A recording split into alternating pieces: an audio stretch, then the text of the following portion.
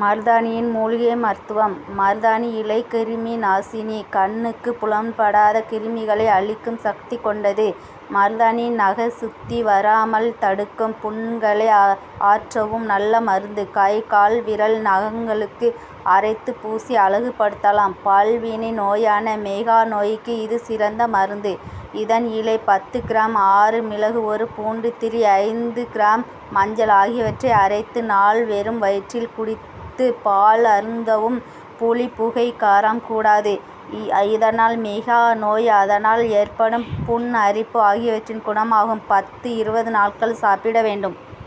இரும்பு வாணலியில் தேங்காய் நெய் 500 மில்லி விட்டு இதன் இலை 100 கிராம் போட்டு பொரித்து எடுக்கவும். இலையின் சாறு எண்ணெயில் சேர்த்து சிவப்பாக மாறிவிடும். நறுமணத்திற்காக 10 கிராம் சந்தனத்தூள் போடலாம்.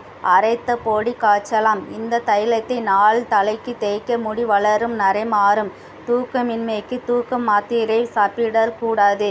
மருதாணி பூவினை ஒரு துணியில் சுற்றி தலைமாட்டில் வைத்து படுத்தால் தூக்கம் வரும். பூவின் மணம் தூக்கத்தை வரவழைக்கும். ஒரு சிலருக்கு இம்மணம் தலைவலியை உண்டாக்கும்.